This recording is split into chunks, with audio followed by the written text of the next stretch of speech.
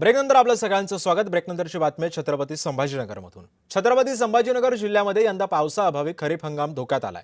जून महिन्यामध्ये झालेल्या रिमझिम पावसाच्या भरोशावरती शेतकऱ्यांनी पेरण्या केल्या, मात्र त्यानंतर पावसाने दडी मारल्याने पिकांची अवस्था अतिशय बिकट झाली आहे। पैठण तालुक्यातील अनेक गावांमध्ये शेतकऱ्यांनी पेरण्या पूर्ण केल्या, मात्र पेरणीनंतर समाधानकारक पाऊस न झाल्याने आता पिकांना पावसाची नितांत गरज आहे। पैठण तालुक्यातील पाचोड, आडोळ, कडेठाण आणि दावरवाडी परिसरातील शेतकऱ्यांनी प्रशासनाने तातडीने पिकांची पाहणी करून नुकसानग्रस्त शेतकऱ्यांना मदत द्यावी अशी मागणी सध्या केलेली आहे आणि याचाच आढावा घेतला आमचे प्रतिनिधी विजय चिडे यांनी।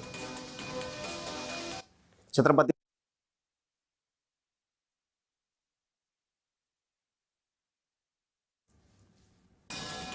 त्यामुळे पावसाअभावी आता सध्या शेतकरी चिंतेमध्ये सापडलेला आहे। पावसाने दडी मारल्याने पिकांची अवस्था अतिशय बिकट झालेली आहे आणि या अवस्थेमध्ये नेमका पिकांचा सांभाळ करायचा तरी कसा असा मोठा प्रश्न सध्या शेतकऱ्यांसमोर आहे।